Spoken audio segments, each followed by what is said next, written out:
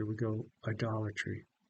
The New American Bible, I don't think, it's not in, this Book of Wisdom is not in the New International. I don't know what other Bibles the Book of Wisdom is in. But anyway, it's in the New American Bible. Book of Wisdom, chapter 15, verse 1 through 17. But you, our God, are good and true, slow to anger, and governing all with mercy.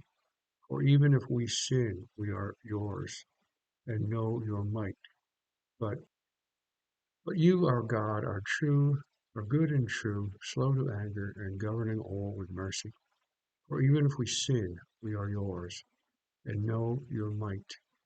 But we will not sin knowingly that we belong to you, but knowing that we belong to you.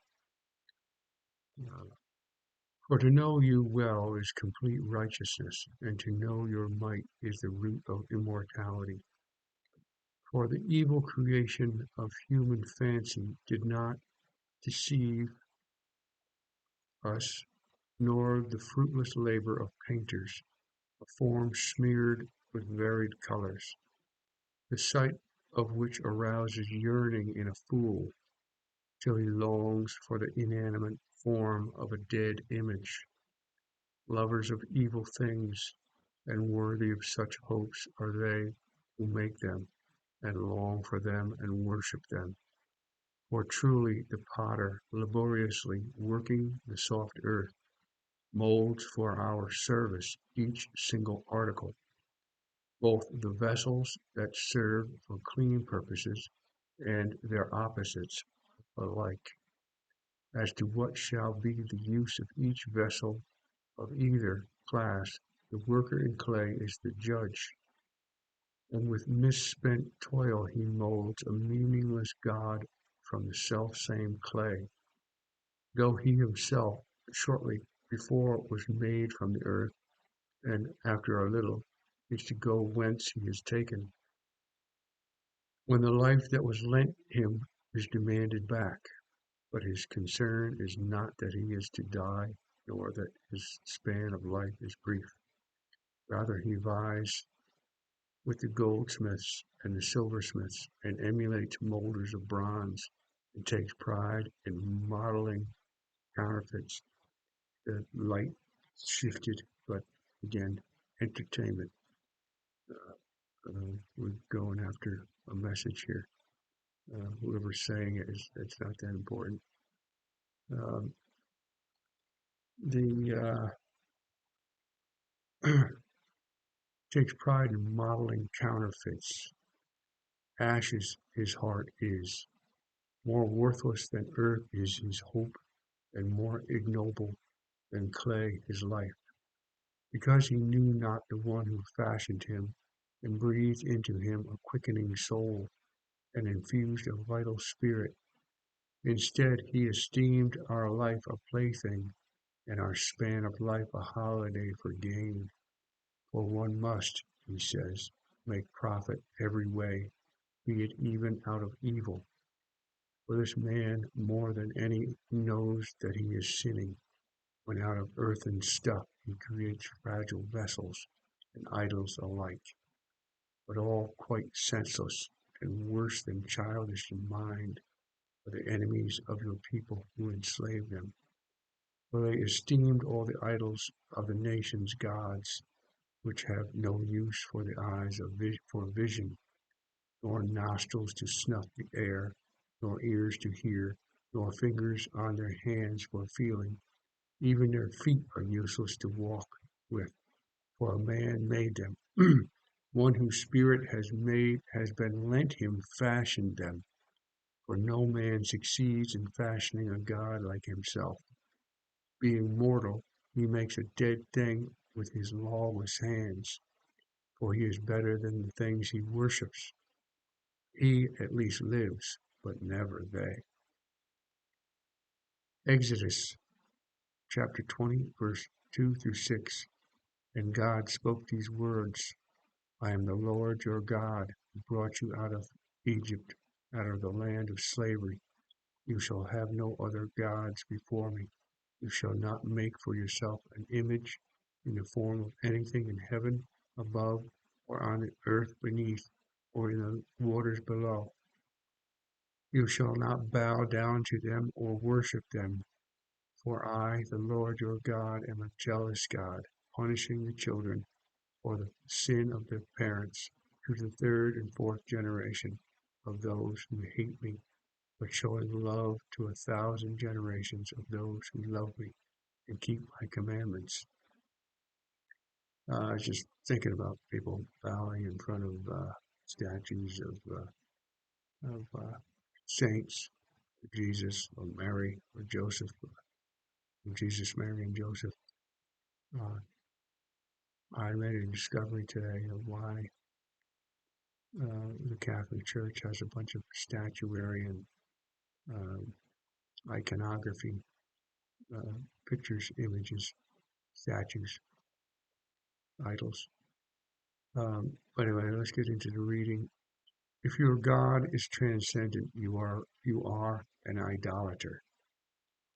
If your God is not all things, then your God is fragmentary, and you have divided and minimized God into something finite and therefore idolatrous that you cannot become one with or love completely. If your God is transcendent, you are spiritually lost and or spiritually ill. If your God is transcendent, you cannot love God, that God, with all your faculties.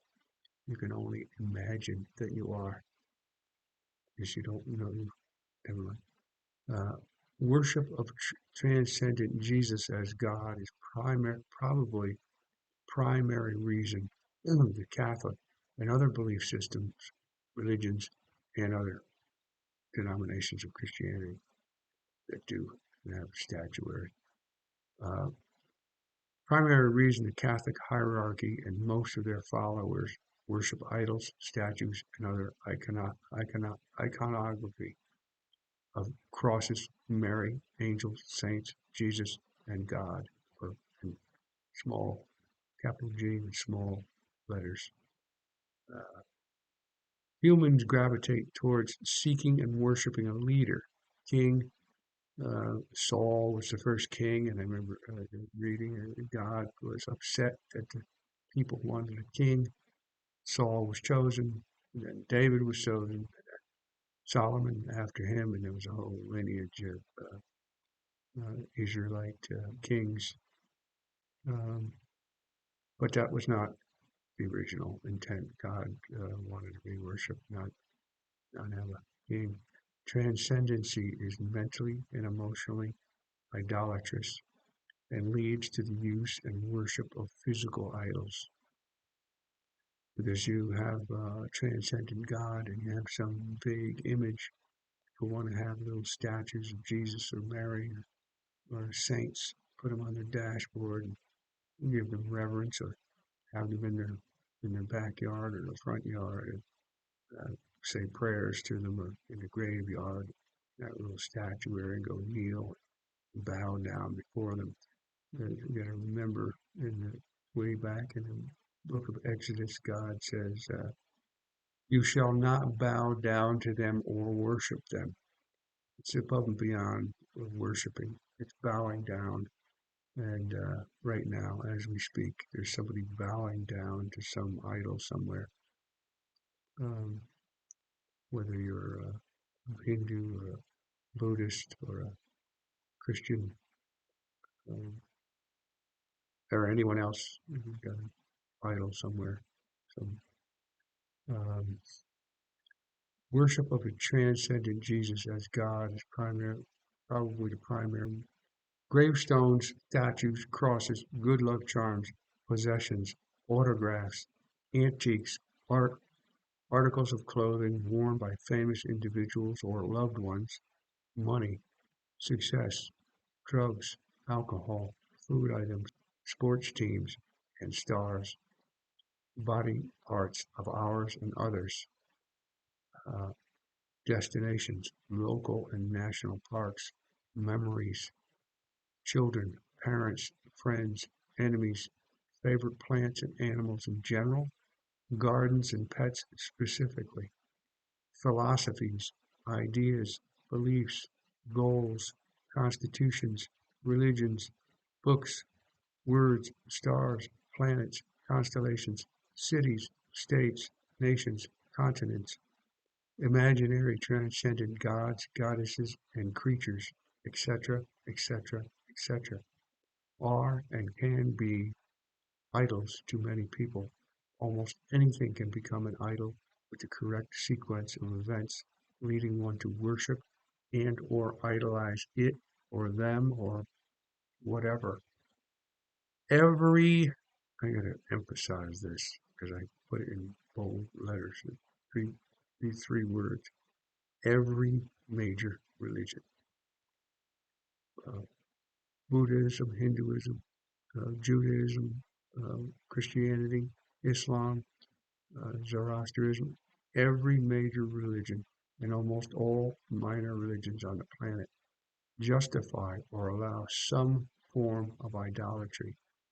Some accuse others of idolatry and are prepared to kill them because of it, while committing gross idolatry themselves. Even atheists and agnostics can be idolaters. One of the misleading, of course, given that big long list that I just rattled off, it certainly it's hard to get around. A lot of people would be idolaters if you had to try to avoid that long list there. One of the misleading benefits of idolatry is the sense of focus and purpose given to the idolater that produces a tranquilizing effect, like a sleep aid or similar drug, or meditating on one person, activity, location, spot, or thing. Even your big toe can become a focal point for meditation. And it goes the same way with worshiping an idol. Um, when we channel, I'm just going to break off because I think I'll say something about this in the future, but uh, the idol appears heroic, noble. It can handle the rain, it can handle the cold and the heat and the sun and the bird poop and all kinds of things. It's stoic. It's there. Of course, it can't move, can't go anywhere, but it can give the illusion of power or strength. When we channel our attention, love, energy, and resources toward a specific focal point, we can enjoy the release of energy flowing to the idol. Anything you can love, you can love anything. Take your phone and you can make love to it. You can love your shirt, love your clothes. You can love your mouse. You can be very comfortable with your mouse. Let's see if I get um, when we channel our attention, love, energy, and resources toward a specific focal point, we can enjoy the release of energy flowing to the idol. Harsher forms of idolatry drain energy, some to the point of death, as in murderous religious beliefs, fatal attractions to someone or something or some activity, private property, material possessions, alcohol, and drug worship. I say private property because people are ready to kill you for their private property, their possessions, material possessions. Um, they worship them so much they're there to kill you, um, uh, which is an indicator of how far off the path we've gone.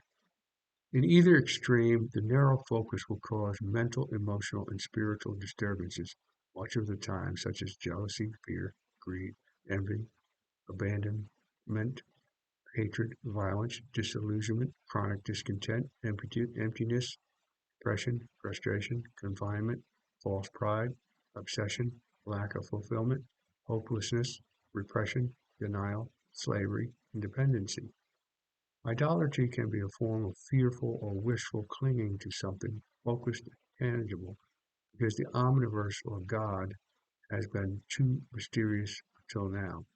And the omniverse, in case you haven't read it, or read any of my books or watched any of the videos, I use the omniverse to mean all things, everywhere. Everything goes in behind a black hole. Everything that was before the Big Bang Theory, before the singularity opened up, wherever it came from, wherever the material to produce the Big Bang explosion. I don't agree with the Big Bang. I don't believe it. Sounds like somebody smoking a little too much weed when they theorize that little concept.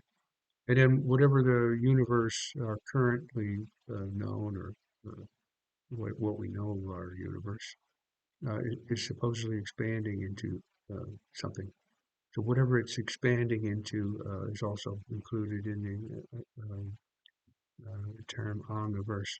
There's also, if there are multiple universes, if there's any other universe, it's going to include all universes.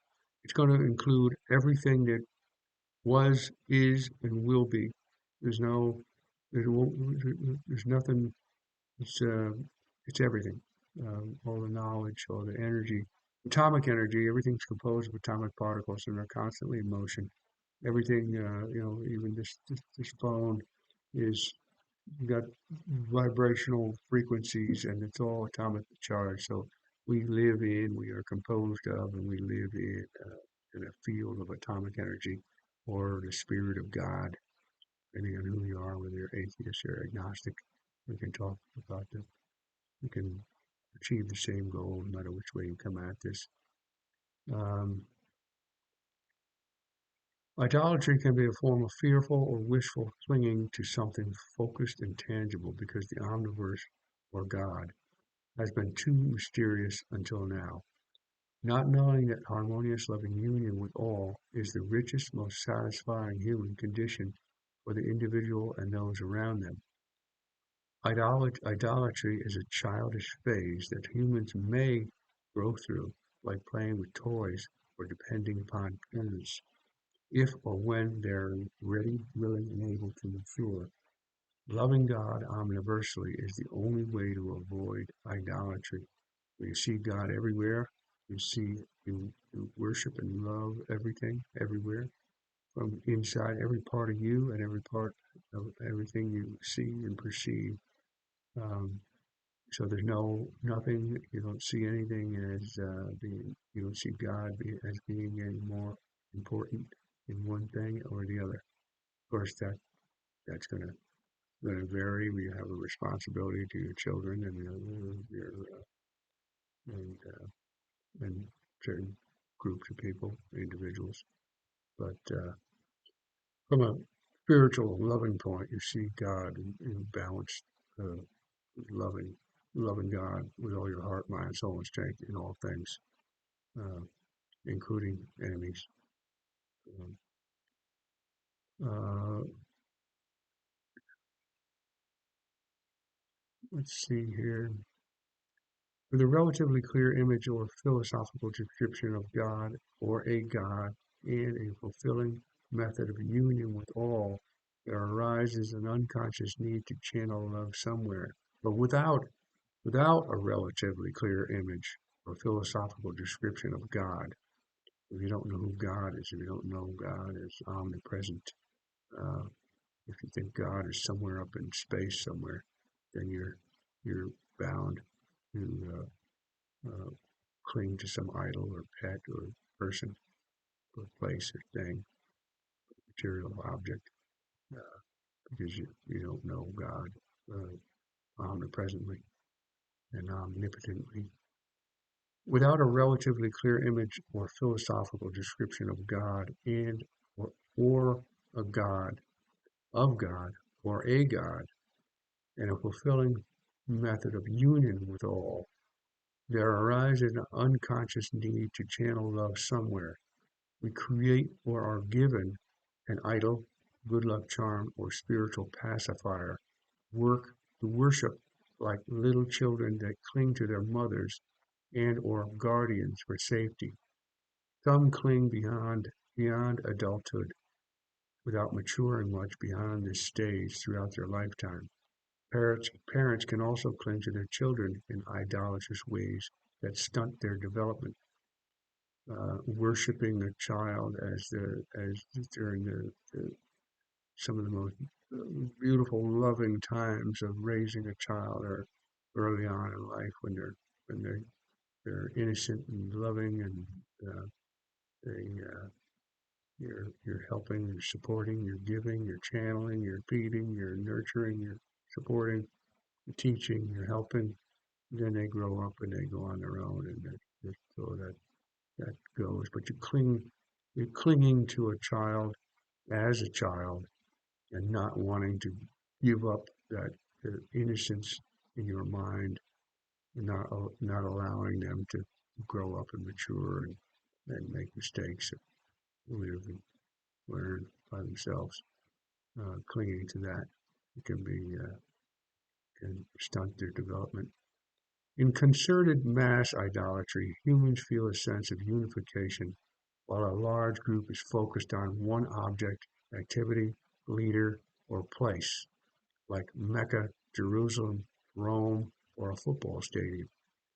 To comfort in a herd or tribe is a primitive instinct that gives some form of fulfillment in mass worship or becoming one with all around us. Faith, belief, prayer, and or creative visualization are the real magical elements of most worship that can produce change, whether what is worshipped is real or false, the placebo effect.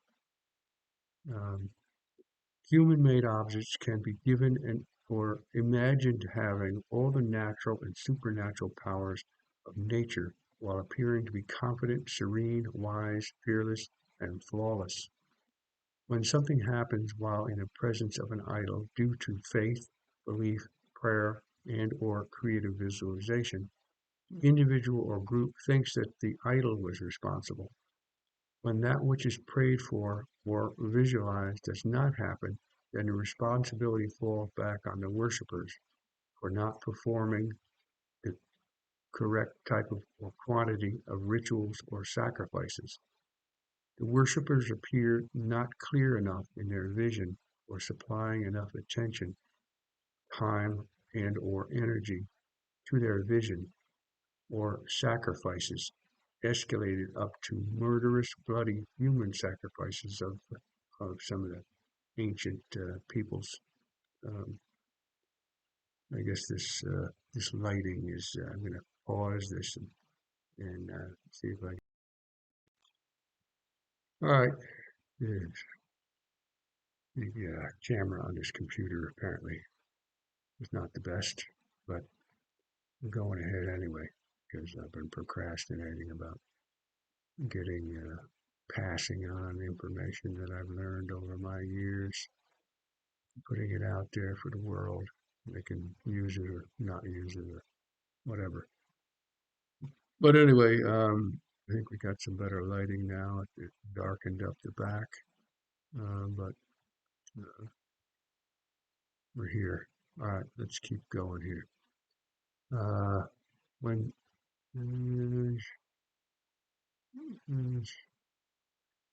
this limited idolatry will change with the awareness of an atomically charged omniversal energy or spirit of God as the scientifically proven source and sustainer of all life, along with our awareness of our inherent or desire or drive for harmonious loving union with all. Faith, devotion, harmony, vision, and loving union are the true magical connectors with any limited creative processes found in narrowly focused forms of idolatry. Uh, the faith and the belief, like a placebo, an idol can can can produce placebo-like effects that may appear as though it was the idol, the good luck charm, the rabbit's foot, or whatever other good luck charm you had there. a redhead that gave you good luck at the gambling uh, table. Since atomically charged energy or God's spirit is omnipresent or omniversal, then all artifacts, antiques, statues, paintings, black stones, temples, synagogues, churches, mosques, kabbas, Vaticans, shrouds, holy grails, true crosses, burial sites. There's a little quote to let the dead bury the dead. Something from Jesus. He told one of the people looking to see if he'd come follow him, but he said I think it was his father or parent or somebody died, and he needed to go bury him. They told him to let the dead bury the dead. That's where I think there's a misunderstanding about the resurrection of the dead. That you're spiritually dead, and then you come to life. You're born again when you blossom into loving God in all things. You become you evolve from spiritual death into spiritual life. So if he's saying, let the dead bury the dead. So in other words, he's claiming that people are dead, and I'm going to say spiritually dead because they're not in love with their creator. They're not loving God with all their heart, mind, soul, and strength, or all their faculties. Crucifixes, images, Jerusalem, Mecca, gold, silver, diamonds, dollar bills, rabbit's feet, etc., are tiny parts of a greater whole. Omniversal, atomically charged energy, or the Spirit of God, is in these idols. Worship of them is spiritually incomplete and unhealthy. These idolatrous objects should not be treated any more reverently than other objects. How can we make judgments as to which part of our Creator's omniversal energy or spirit is more valuable as an idol to love and worship than any other part of the omniverse or God? In an and I'm put into quotations here, or not quotations, parentheses, in an idolatrously worshipped sense, not in a functional sense. Like a screwdriver, when you need a screwdriver, is more valuable than a hammer for driving a screw. Or I guess you could whack the screw with a hammer. But if you don't have a screwdriver uh, or a handsaw or a skilled circular saw, it's going to be complicated to drive a screw with a circular saw or a handsaw. But anyway, in a some things are more valuable than others in a functional sense, but when you get down below the surface in the atomic particles, and you're in the energy or the spirit of God, there's the Einsteinian equation of energy equals mass times the speed of light squared, or E equals mc squared, indicates that it's just the mass, that the energy is equivalent. Um, uh, It's just the mass is different of different things, but it's still composed of energy. If the mass is the same, then the energy is the same, mathematically anyway, or according to that theory.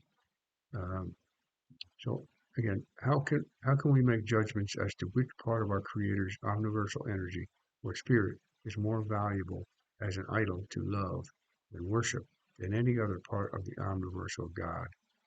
And then again, uh, in an idolatrous form, because the Spirit of God is in all things. The Spirit of the omni, omnipresent, omnipresent God is in all things. If He's omnipresent, He's present everywhere. So the presence of God is everywhere. If the God of monotheism, which is omnipotent, omnipresent, and omniscient, and the creator of all things, then it must be present everywhere. So And there's no, you can't, if you're loving God with all your heart, mind, soul, and strength, you're not loving one part of God and not loving another, or loving any part of God less than another. The worship of the idols of gold bullion in Fort Knox that are guarded with a kill or be killed military presence is a deadly form of idolatry, as is most human treasure throughout the planet.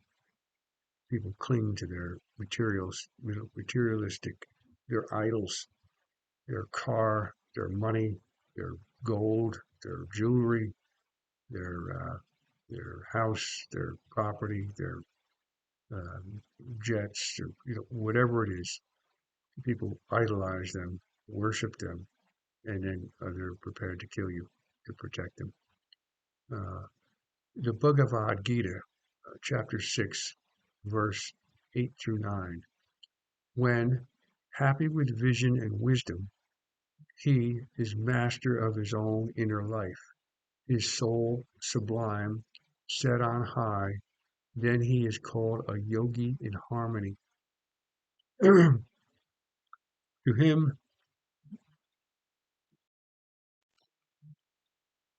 him, gold and stones or earth are one. He has risen on the heights of his soul, and in peace he beholds relatives, companions, and friends, those impartial or indifferent or who hate him. He sees them all with the same inner peace. It's the same thing as Jesus was saying, to love God with all your heart, mind, soul, and strength, and your neighbor as yourself. And to remain loving, love your enemies, turn the other cheek, forgive those who persecute you, because they would be ignorant, undeveloped, immature, unevolved humans who haven't evolved to where we're all being guided to. We're all being driven from within to mature into the flowering of loving harmony with all things. That's our drive. We want to be at peace with our world. Again, if it's too hot out, we want to find shade. Or cool. If it's too cold, we want to find warmth. We want to be in harmony with our world. When you're freezing because your world is not correct, you want to find where it is correct, and you want to find the right temperature. When you're hungry, or you want to find something to eat to calm down. The inner being is guiding you. Whatever's running your life, which I call God, um, is guiding you. Eat. It's just telling you your body needs food. You hold your breath for a certain period of time and see how long you can before whatever the being is within you that's running your life, running the majority of your life, um, compels you to breathe. It tells you, okay, enough, breathe, go. That can happen early, but if you're really stubborn, I suppose you could, like some of these people who want to dive down to the depths or play, go into a submersion tank and see how long they can hold their breath. But in the same thing applies, the same being within, no matter who or where you go, whether you're holding your breath for the world record or you're just being inconvenienced. The being within will drive you into harmony again, to find harmony. Um, I'd like to read that one again, the Bhagavad Gita, chapter 6, verse 8 through 9. I had to cough during the one thing and I had to pause it. So I don't know if I got the flow. When, happy with vision and wisdom, he is master of his own inner life, his soul sublime, set on high, then he is called a yogi in harmony. To him, gold or stones or earth are one. Now, can you imagine that? Can you imagine gold being is the same as stones and earth? He has risen on the heights of his soul, and in peace he beholds relatives, companions, and friends, those impartial or indifferent or who hate him. He sees them all with the same inner peace. Now, this is Krishna speaking to Arjuna in the Bhagavad Gita. That's the closest pronunciation I can come up with to Bhagavad Gita. Like the Bhagavad Gita, I don't know all the exact. But anyway, very similar to Jesus' story. Jesus talking about remaining loving no matter what's going on. If somebody strikes you on the cheek. This is this appears to be the same goal of remaining neutral, remaining loving no matter what's going on. Jesus gave no excuse for being anything other than being loving. Um, uh, there's no need to create an idol when we can see and love our Creator in all things. Reverence and love for God's Spirit in all things is enlightened worship. We will eliminate much religious foolishness, arguments, and bloodshed caused by clinging to imaginary and legitimate historical sites observed because someone slept, walked, lived, or spoke there.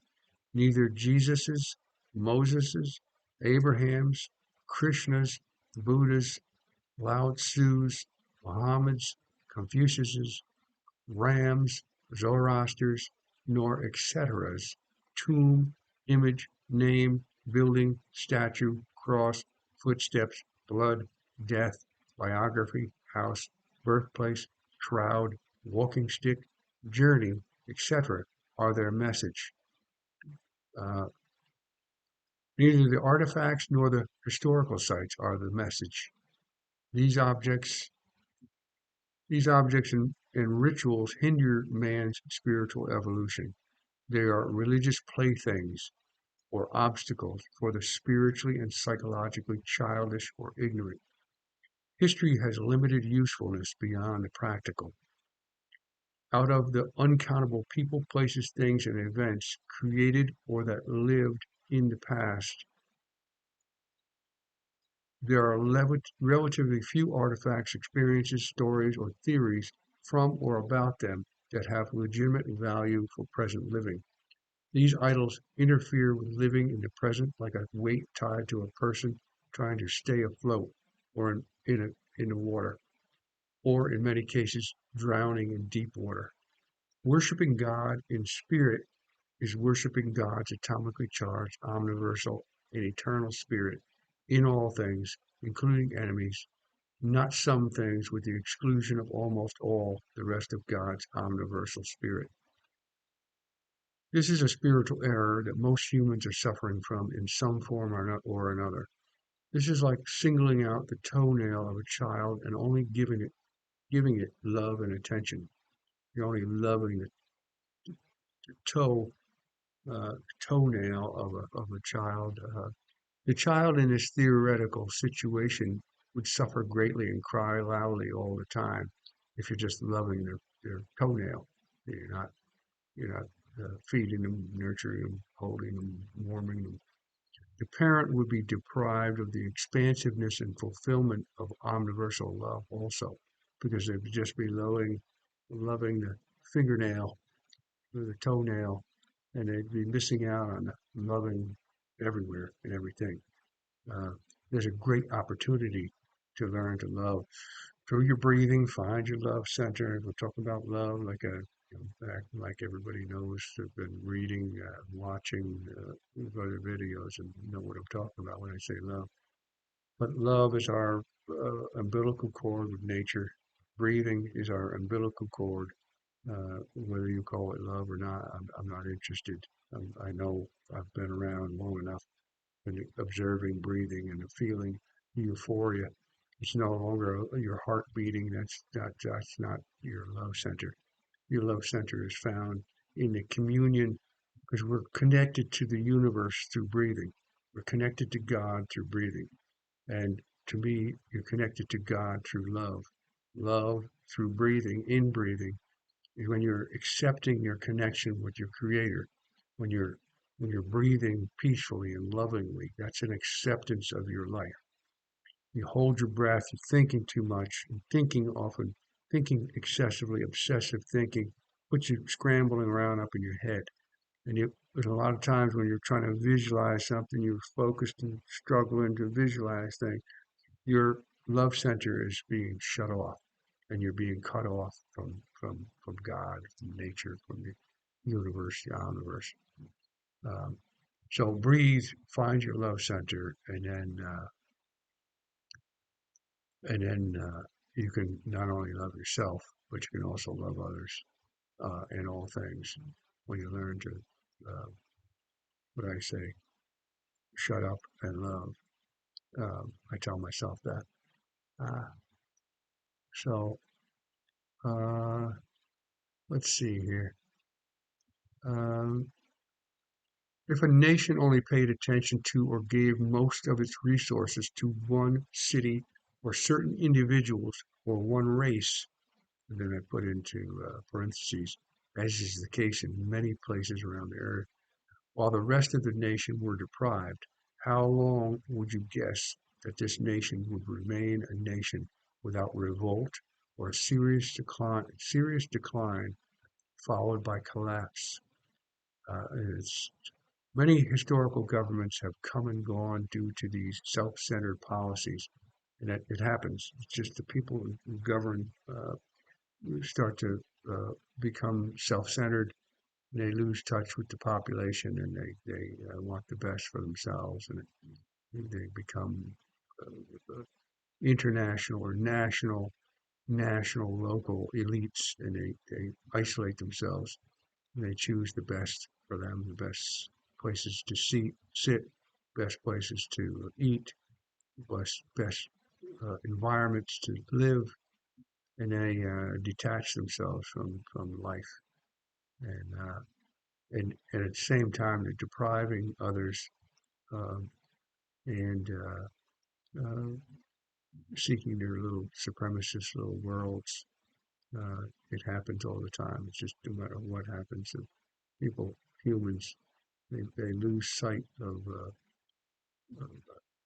loving God with all their heart, mind, soul, and strength in all things. Uh, Omniversal uh, love. Um, they become again self-centered and self-destructive.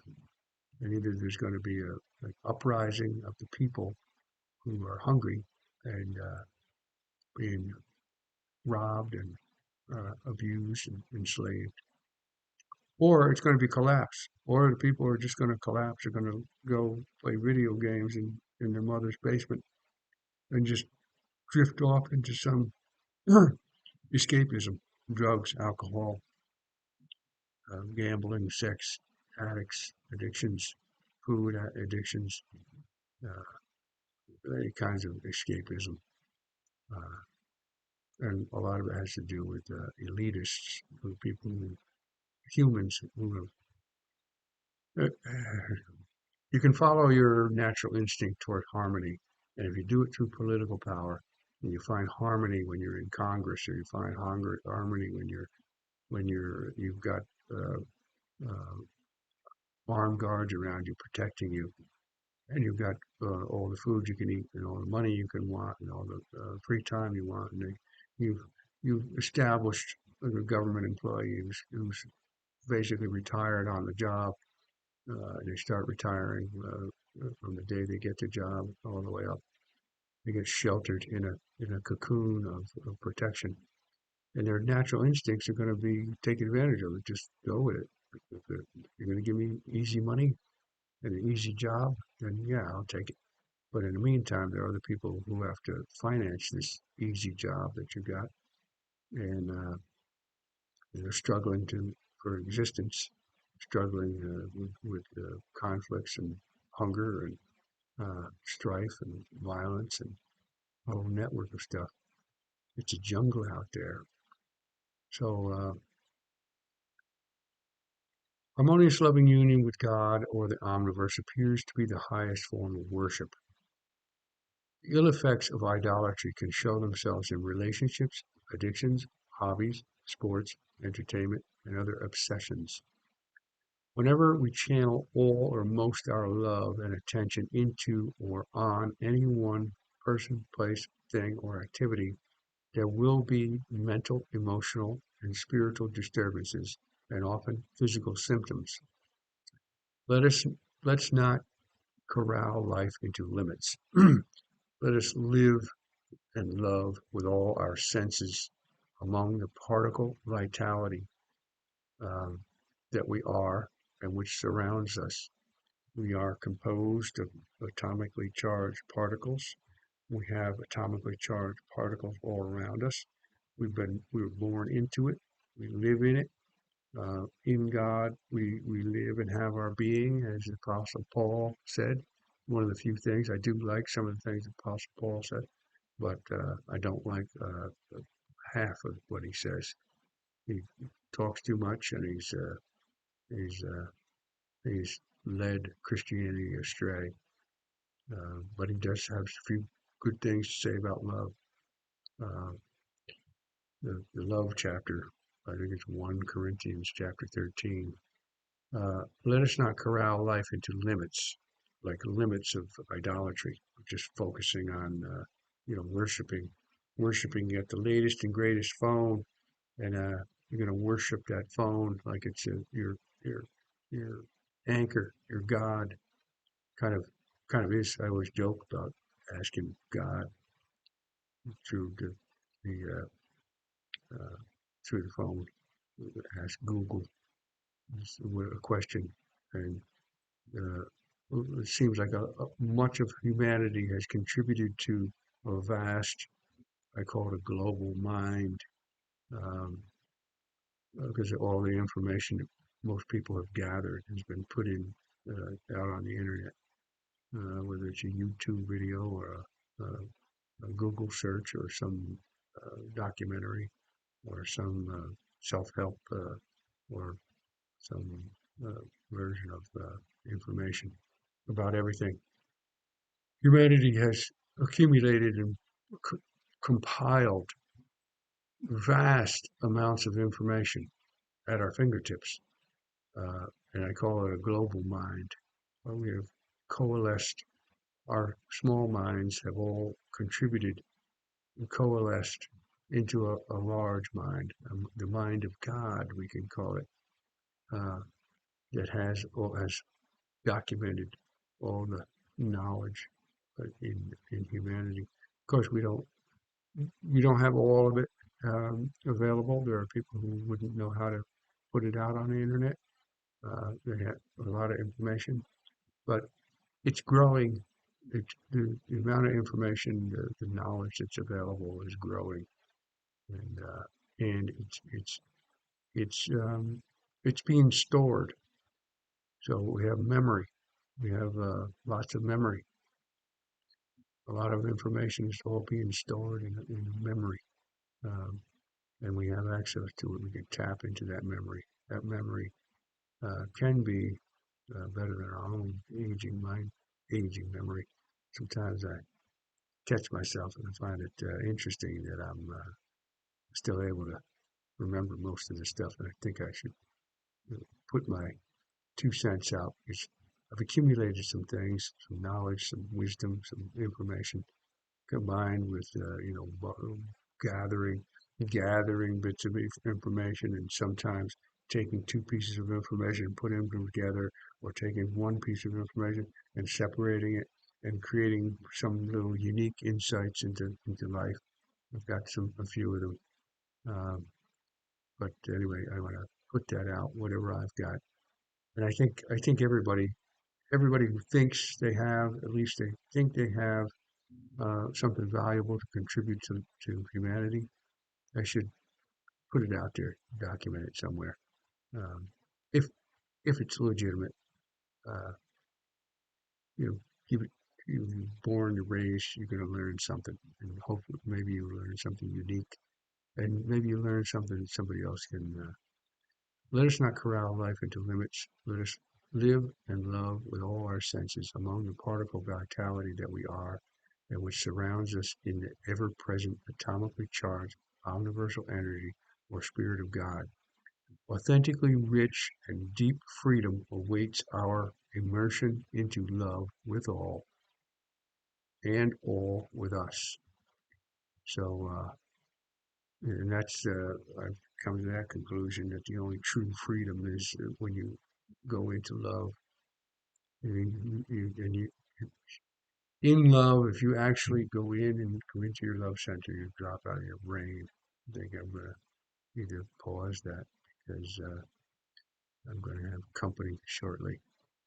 Uh, but there's a little something on idolatry and try to avoid. Be careful. Be careful when you start excessively focusing on any person, place, thing, or activity, and you miss out on the rest of life, the rest of God, the rest of nature, the rest of humanity, the rest of life. But in freedom, in love, in you immerse yourself in love, you can be crucified and still remain loving. You can be beaten and abused. You can be poor, ugly, fat, thin, uh, man, woman, child, black, white, green, yellow, orange, uh, whatever, whoever, whatever you are in love, you are safe. You are home. That is your safe place to go. And in love, you can shut up. All right, time to go. Company has arrived.